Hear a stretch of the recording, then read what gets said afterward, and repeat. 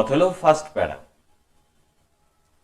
Long time ago in Venice there was a rich senator who was known as Brabantio. অনেক বছর আগে ভেনিসে একজন ধনী সেনেটর বাস করতেন যিনি ব্রাবেনশিও নামে পরিচিত ছিলেন। He had a beautiful daughter, the gentle Desdemona.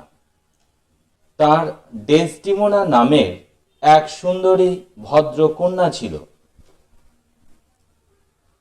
She was sought by various suitors, both of her clime and complexion, but she found none of her choice. তার দেশের ও বর্ণের বহু যুবক তাকে বিবাহ প্রস্তাব দিলেও তাদের মধ্যে কাউকে তার পছন্দ হয়নি। The noble lady, who regarded the heart more than the appearance and complexion of man, had chosen the person of her affections, a Moor, a dark-complexioned noble man, whom her father loved deeply and often invited him to their mansion. এই মহান নারী মানুষের চেহারা ও গায়ের রঙের চেয়ে হৃদয়কে বেশি গুরুত্ব দিত। সে ভালোবাসার জন্য বেছে নিয়েছিল কালো চামড়ার অভিজাত যুবককে, যাকে তার বাবা গভীরভাবে ভালোবাসতেন এবং প্রায়ই প্রাসাদে নিমন্ত্রণ করতেন। The noble Moor Othello was a valiant soldier, and by his heroics in bloody wars against the Turks, he had been raised to the rank of the general and was highly esteemed and revered throughout the state. সেই অভিজাত কালো চামড়ার ব্যক্তি Othello একজন সাহসী সৈনিক এবং তুরস্কের বিরুদ্ধে রক্তক্ষয়ী যুদ্ধে তার বীরত্বের জন্য তাকে সেনানায়কের পদে উন্নীত করা হয় এবং সারা রাজ্যে তাকে খুব সম্মান ও শ্রদ্ধা করা হতো। প্রিয় বন্ধুরা, ইজি ইংলিশ লার্নিংয়ে তোমাদের সকলকে স্বাগত।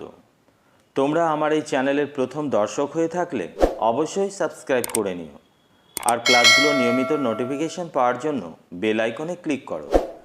ক্লাস ভালো লেগে থাকলে লাইক দিতে ভুলবে না।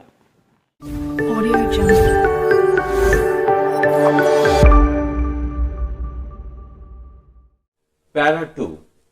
Othello had been a great traveler, and Desdemona was all the more keen to listen to the stories of adventure that Othello recollected from his experiences in the battles, sieges, and encounters, the perils he had been exposed to, his hairbreadth escape when he entered a breach or marched up to the mouth of a cannon, and how he had been captivated by the insolent enemy and sold as a slave, how he demeaned himself in that state and escaped.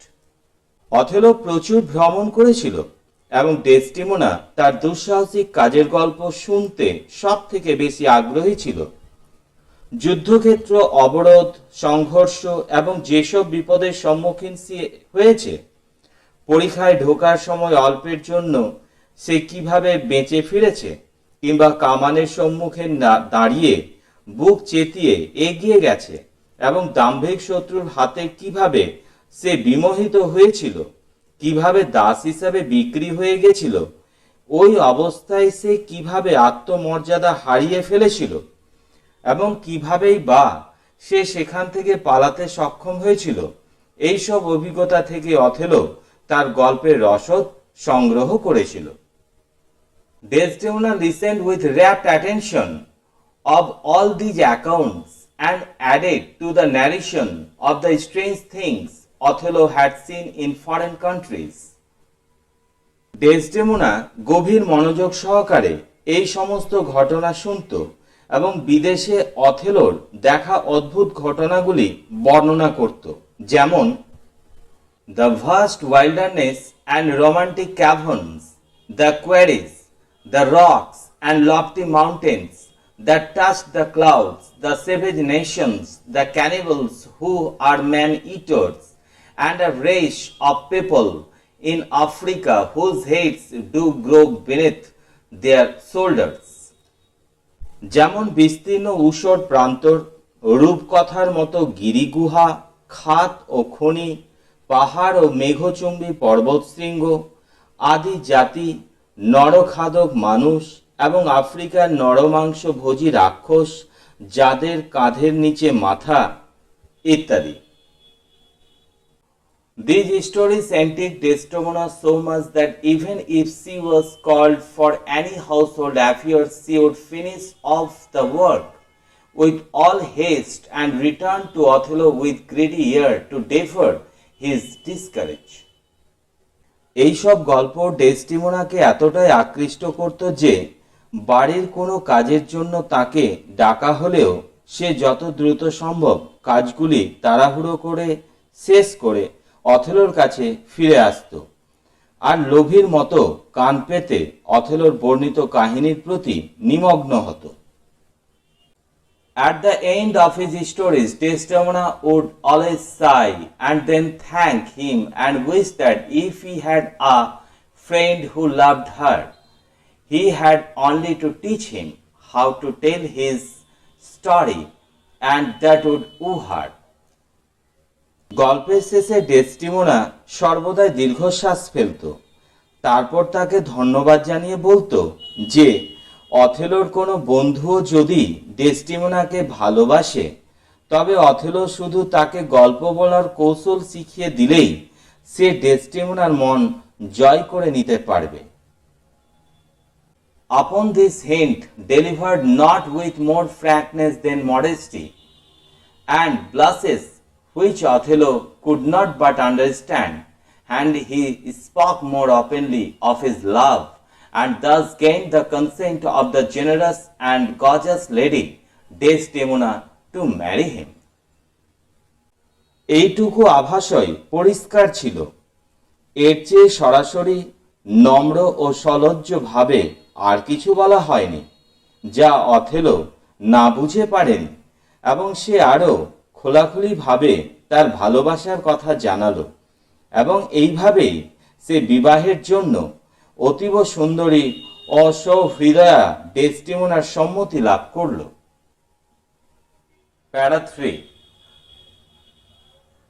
Their marriage, which though was privately solemnized, could not be kept a secret for long. তাদের বিবাহ খুবই গোপনে সম্পাদন করা হয়েছিল, তবুও তা বেশি দিন গোপন রাখা যায়নি। When the news reached Brabantio, he appealed to the Duke of Venice and prayed for justice against Othello, accused him of casting a spell and witchcraft to seduce the gentle Desdemona, winning her heart and marrying her without taking the consent of her father. খবরটি যখন ব্রাবেনশিওর কাছে পৌঁছালো, তিনি ভ্যানিসের ডিউকের কাছে ন্যায় বিচার চাইলেন। অথেলোর বিরুদ্ধে অভিযোগ জানালেন যে সে মন্ত্রতন্ত্র ডাকিনী বিদ্যার মাধ্যমে শান্ত ডেসটিমোনাকে লোভ দেখিয়ে তার হৃদয় জয় করেছে এবং তার বাবার সম্মতি ছাড়াই তাকে বিবাহ করেছে। অথেলো প্যারাগ্রাফ 1, 2 এবং 3 থেকে যে সমস্ত গুরুত্বপূর্ণ ওয়ার্ড নোটসগুলি আমাদের জানতে হবে বাংলা এবং ইংরেজি সহ, সেগুলো দেওয়া হলো। কমপ্লেক্সন, যার বাংলা অর্থ গায়ের রং অথবা বর্ণ, কালার অফ স্কিন। ভ্যালিয়ান্ট, সাহসী, কারেজিয়াস। রেভার্ড, শ্রদ্ধা করেছিল। ভেনারেটেড অথবা রেসপেক্টেড। মোর, কৃষ্ণ বর্ণের মানুষ যারা আফ্রিকায় বাস করে। Dark skinned man living in Africa. Here breath escapes. Here breath escape, যার বাংলা অর্থ অল্পের জন্য রক্ষা, ন্যারো এসকেপস। ক্যাপটিভেটেড বন্দী হয়েছিল, ইমপ্রিজন্ড। ইনসলেন্ট উদ্ধত, রিওড। ক্যাভার্নস বৃহৎ অন্ধকার গুহা, a large dark cave. Quarries খনিগুলি, মাইন্স। ক্যানিবলস নরখাদক সকল, men who eat human flesh, অথবা আমরা বলতে পারি ম্যান ইটার্স। ব্লাসেস লজ্জা পেয়ে মুখ লাল, reddening of face in shame. West Bengal Council of Higher Secondary এডুকেশনের অন্তর্গত অথেলো নাটকের 1, 2 এবং 3 নম্বর প্যারাগ্রাফ আজকে বিশদভাবে তোমাদের সামনে উপস্থাপন করা হলো। সাক্ষাৎ হবে আবার পরবর্তী ক্লাসে আরও অন্যান্য প্যারাগ্রাফগুলোর সাথে। ততক্ষণ পর্যন্ত তোমাদের সকলকে অশেষ ধন্যবাদ। Have a nice day.